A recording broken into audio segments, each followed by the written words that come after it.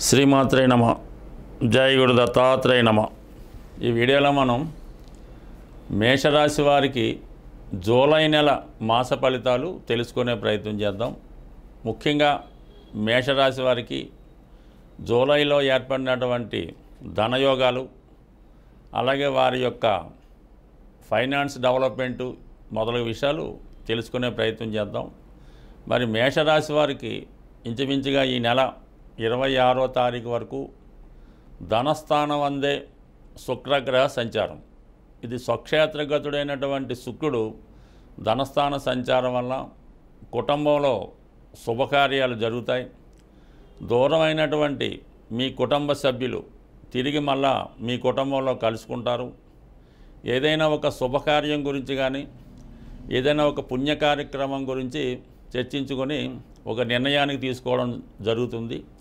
ఈ నెలలో కుటుంబ సమేతంగా ఏదైనా ఒక విహారయాత్రను కానీ పుణ్యక్షేత్రాన్ని కానీ దర్శించే ప్రయత్నం జరుగుతూ ఉంటుంది.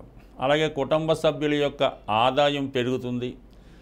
ఒక బహుమతి రూపంలో కానీ లేదంటే కుటుంబంలో ఒకరికి నూతన ఉద్యోగ అవకాశాలు రావడం వల్ల కానీ చాలా వరకు మీకు ఈ కుటుంబం యొక్క ఆర్థిక పరిస్థితి చాలా విపరీతంగా పెరుగుతుంది.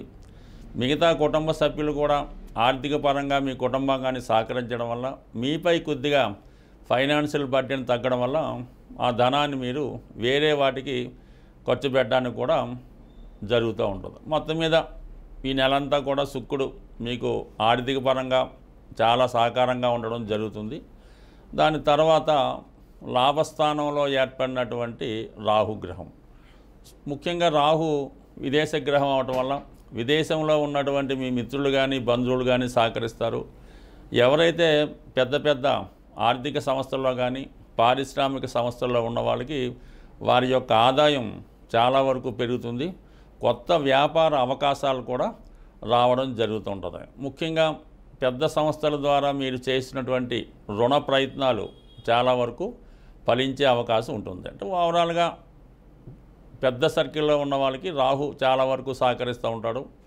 ఇక ముఖ్యంగా 3వ స్థానంలో గురువు రవి సంచారం. ఇది మీలో ఉన్నటువంటి ప్రతిభకి తగిన గుర్తింపు వస్తుంది. ఎక్కడికి వెళ్ళినా సునాయాసంగా మీ ప్రయత్నాలు పూర్తి చేసుకోవడం జరుగుతుంటుంది. అంటే మీ ప్రయత్నానికి అటు ప్రభుత్వ అధికారులు కానీ వ్యక్తిగతంగా అధికార హోదా ఉన్నటువంటి రాజకీయ నాయకులు కానీ సంపూర్ణంగా సహకరించడం జరుగుతుంది. అటు విద్యార్థులు కానీ నిరుద్యోగులు కానీ ఏదన్నా ఉద్యోగ ప్రయత్నాలు చేస్తున్నప్పుడు ఇంటర్వ్యూకి వెళ్ళినప్పుడు గ్యారంటీగా సక్సెస్ రావడం జరుగుతుంటుంది. మీకన్నా మీ యొక్క సంతానానికి వారిలో ఉన్నటువంటి ప్రతిభకు తగిన గుర్తింపు రావడం, గొప్ప గొప్ప అవకాశాలు అటు విద్యా సంబంధించిన విషయాల్లో కానీ ఉద్యోగ సంబంధించిన విషయాల్లో కానీ కొత్త అవకాశాలు రావడం జరుగుతూ ఉంటుంది. అదే ఈ నెలలో ఒక ప్రముఖ వ్యక్తితో కానీ ఒక రాజకీయ నాయకుడితో కానీ మీకు పరిచయం ఏర్పడుతుంది. వారి యొక్క సహకారంతో ముందు ముందు మీ యొక్క అభివృద్ధికి వారి యొక్క సహకారం కూడా చాలా వరకు సంపూర్ణంగా ఉంటుంది. అయితే జూలై 15 వరకు మాత్రమే ఈ గురువు రవి యొక్క సంచారం తృతీయ స్థానంలో ఉంటూ మీ ధైర్యాన్ని సాహసాన్ని పెంచుతుంది. జూలై 15 తర్వాత చతుర్థ స్థానంలోకి రావడం వల్ల అక్కడ ఉన్నటువంటి బుధుడితో కలిసినటువంటి ఏర్పడినటువంటి బుధాదిత్య యోగం చాలా వరకు మిమ్మల్ని అదృష్టవంతులుగా మార్చడం జరుగుతూ ఉంటుంది. అంటే ఒక కోణాధిపతి ఎప్పుడైతే కేంద్రంలో వచ్చి ఒక యోగం ఏర్పడిందో వ్యాపారపరమైన అవకాశాలు చాలా వరకు పెరగడం జరుగుతూ ఉంటుంది. ఇది విద్యార్థులకు ఏమవుతాయంటే నూతన ఉద్యోగ అవకాశాలు వస్తూ ఉంటాయి. విద్యలో బాగా రాణించగలుగుతుంటారు. వ్యక్తిగతంగా మీకున్నటువంటి జ్ఞాపక శక్తి పెరుగుతూ ఉంటుంది. ఈ కారణం వల్ల ఏంటంటే మోస్ట్ సక్సెస్ఫుల్గా మీ యొక్క విద్య కంప్లీట్ చేసుకోవడానికి కారణం అవుతూ ఉంటుంది. అలాగే ఒక ధనయోగం కూడా ఏర్పడడం వల్ల ప్రభుత్వ స్కాలర్షిప్ కానీ ప్రభుత్వ పథకాలు కానీ మీకు అనుకూలంగా రావడం జరుగుతూ ఉంటుంది.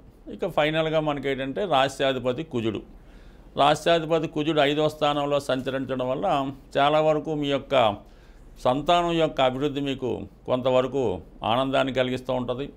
అలాగే నూతన ఉద్యోగ ప్రయత్నాలు లాంటివి ఏమైనా చేసినప్పుడు అవి చాలా వరకు ఫలిస్తాయి. అయితే కేతువుతో ఈ కుజుడు కలిసి ఉండడం వల్ల చాలా వరకు ఈ స్పెక్యులేషను షేర్ మార్కెట్ సంబంధించిన విషయాల్లో చాలా జాగ్రత్తగా నిర్ణయం తీసుకోవాల్సి ఉంటుంది. అలాగే ఎంటర్టైన్మెంట్ సంబంధించిన విషయాల్లో మీకు ఏమన్నా ఇంట్రెస్ట్ ఉన్నప్పుడు వాటికి చాలా వరకు అంటే ఈ ఆన్లైన్ గేమ్స్ బెట్టింగ్స్ ఇటువంటి వాటికి 99% దూరంగా ఉండడం మంచిది. అలాగే మీ యొక్క హాబీస్ కొరకో వ్యక్తిగత అలవాట్ల కొరకో కొంత ధన నష్టం కూడా జరిగే అవకాశం ఉంది. కాబట్టి ఈ విషయంలో చాలా జాగ్రత్తగా వ్యవహరించవలసి ఉంటుంది. అంటే పంచమంలో ఉన్నటువంటి కుజుడు 12వ స్థానంలో ఉన్నటువంటి శని భగవాన్ని చూస్తున్నాడు. దానివల్ల మీరు ఏదో కారణం వల్ల ఈ నెలలో ఎవరి చేతిలోన్నా మోసపోవడం జరిగే అవకాశం ఉంది. లేదంటే రాంగ్ ఇన్వెస్ట్మెంట్ వల్ల ఎవరికన్నా ధనం ఇస్తే తిరిగి రాకపోవడం ఇలాంటి విషయాలు ఉన్నాయి. కాబట్టి ఈ సమయంలో మీరు ఏదైనా ఇన్వెస్ట్మెంట్ చేసే విషయంలో కానీ ఎవరికన్నా ధనాన్ని ఖర్చు పెట్టే విషయంలో కానీ 1-2 సార్లు ఆలోచించి నిర్ణయం తీసుకోవాలి తప్ప ఏమాత్రం తొందరపడినా కూడా చాలా వరకు ఇబ్బంది కలిగే అవకాశం ఉంది. ఇక ఫైనల్గా మనకి విద్యార్థులకి మీ యొక్క విదేశ ప్రయత్నాలు కానీ లేదంటే దూర ప్రాంతంలో మీ యొక్క విద్యా ప్రయత్నాలు కానీ చాలా వరకు ఫలించే అవకాశం ఉంది. అంటే తృతీయంలో ఉన్నటువంటి గురువు అలాగే రవి భాగ్యస్థానాన్ని వీక్షించినప్పుడు భాగ్యస్థానం స్వక్షేత్రం గురువు కావడం వల్ల ఇది పిహెచ్డి డాక్టరేట్ లాంటి విద్య చేద్దామనుకున్న వాళ్ళకి పరిశోధనా రంగంలో ఉన్న వాళ్ళకి చాలా వరకు అనుకూలంగా ఉండే అవకాశం ఉంది. ముఖ్యంగా ఈ రాశి వారికి ఎటువంటి సహకారం కావాలన్నా వారు అనుకున్న పని తొందరగా జరగాలన్నా లాభస్థానంలో ఉన్నటువంటి రాహుగ్రహ అనుగ్రహం నిమిత్తం మీరు అమ్మవారిని దర్శించడం వల్ల ప్రతి శుక్రవారం అమ్మవారి ఆలయంలో కుంకుమార్చన చేయించుకుంటే మీ అనుకున్న ప్రయత్నాలు చాలా వరకు నెరవేరే అవకాశం ఉంటుంది. మనకి ఈ జూలై నెల 10వ తారీఖు వరకు ఈ గురుమౌర్యం ఉండడం వల్ల చాలా వరకు వివాహాలు లాంటి చేయడం జరగదు. మళ్ళీ జూలై 10 నుంచి ఇక రాబోయే శ్రావణ మాసం నుంచి వివాహాలకి టైం స్టార్ట్ అవుతుంది. కాబట్టి ఎవరైతే వివాహం కొరకు అమ్మాయిలు అబ్బాయిలు ఎదురు చూస్తున్నారో వాళ్ళకి సులభమైనటువంటి రెమెడీ చెప్పడం జరుగుతుంది. అది నమ్మకంతో చేయడం వల్ల తొందరగా వివాహం జరగడానికి అవకాశం ఉన్నది. ముఖ్యంగా అబ్బాయిలు మంగళవారం రోజు అంటే వివాహం అయ్యే వరకు కూడా ప్రతి మంగళవారం విఘ్నేశ్వరుడి ఆలయంలో కానీ హనుమాన్ ఆలయంలో కానీ జిలాబీ అంటే ఒక సీటు జిలాబీతో చేసింది పంచిపెట్టడం వల్ల అనుకూలత ఏర్పడుతుంది. అలాగే ఈ అబ్బాయిలు ఒక స్ఫటికమాల ధరించవలసి ఉంటుంది. ఈ స్ఫటికమాల ధరించడం వల్ల శుక్రగ్రహ అనుగ్రహంతో తొందరగా వివాహం జరగడానికి అలాగే భార్యాభర్తల మధ్య ఏదైనా విభేదాలు ఉన్నవాళ్ళు కూడా ఈ స్ఫటికమాల ధరించడం వల్ల ఆ విభేదాలు తొలగే అవకాశం ఉన్నది. కాబట్టి దాన్ని ధరించడం మంచిది.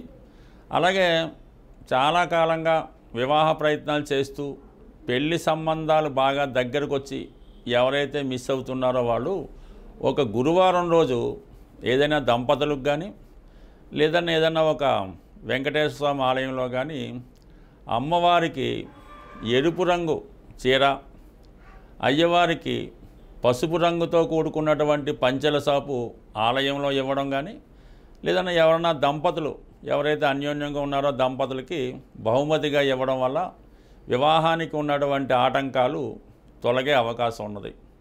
అలాగే స్త్రీలు కానీ అబ్బాయిలు కానీ మీరు పడుకునే చోటు ఈశాన్యం అంటే మీకున్నటువంటి ఇంట్లో ఈశాన్యంలో పడుకున్నా ఆగ్నేయ రూమ్లో పడుకున్నా కంపల్సరీగా అది వాయిదా పడుతుంటాయి. కాబట్టి మీరు పడుకునే ప్లేసును కూడా మార్చవలసి ఉంటుంది. అంటే దక్షిణం వైపు తల ఉంచి ఉత్తరం వైపు కాళ్ళు పెట్టుకుని వాయువ్య మూల అంటే మీ రూమ్లో వాయువ్య మూల కానీ మొత్తం మీకు ఉన్నటువంటి స్థిరాస్తి అంటే ఇంట్లో వాయువ్య మూల నిద్రించడం వల్ల చాలా వరకు మీకు ఈ వివాహం తొందరగా అవడానికి కారణం ఉంది. ఈశాన్యం రూమ్లో పడుకుంటున్న వాళ్ళు గమనించండి, చాలా వరకు వివాహ సంబంధాలు వస్తాయి కానీ తొందరగా వివాహం అయితే కుదరదు. అందుకని అంటే కొంతమందికి ఈ డూప్లెక్స్ అయి ఉన్నప్పుడు ఈశాన్యం రూమ్లో పడుకున్నటువంటి అమ్మాయిలకు కానీ అబ్బాయిలకు కానీ వివాహం లేట్ అవుతుంది.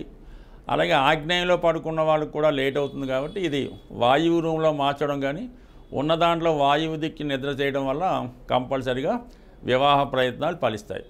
ఎవరైనా అమ్మాయిలైనా అబ్బాయిలైనా కంపల్సరిగా ఒక మంచి రోజు చూసుకొని ముఖ్యంగా మీ యొక్క నక్షత్రానికి సాధన తార రోజు మొదలెట్టి ఒక 8 మంగళవారాలు ఆంజనేయ స్వామికి 108 తమలపాకులతో అర్చన చేసి ప్రతి మంగళవారం ఏదో ఒక స్వీటు బూందీ మిఠాయి కానీ జిలాబీ కానీ ఏదో ఒక స్వీటు స్వామివారికి సమర్పించడం వల్ల తొందరగా వివాహం జరిగే అవకాశం ఉంటుంది. స్వస్తి.